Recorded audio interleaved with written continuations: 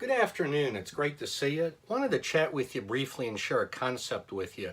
One of the things many years ago I heard, I believe it was a book I read from an attorney, and he talked about the different types of human capital. And I think over the years we've kind of messed with it and changed it a bit. But when I look at what we do for a living, there's really four things.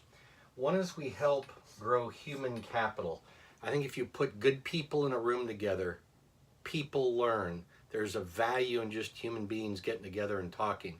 When they get together and talk, there's a tendency to build spiritual or emotional capital. You can look at it in different ways, but I think spiritual strength, emotional strength, a belief in things greater than us is very, very valuable.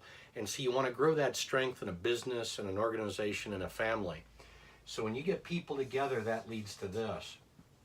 Over time, particularly if I use business as the example, is that leads to intellectual capital.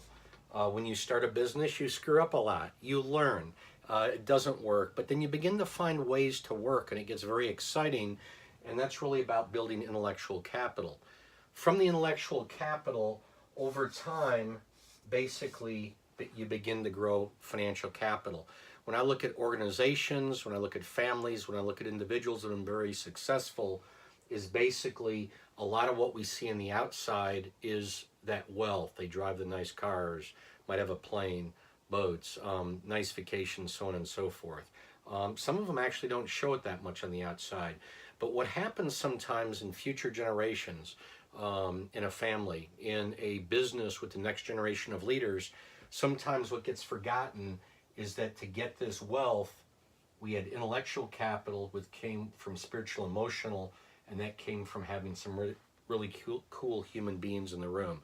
So I wanted to share this with you because if I had to pick one thing that we do for a living as an organization, it's really to help organizations and families, individuals grow these four types of capital to become better, stronger, not just now, but also for the long term. Thank you for your time.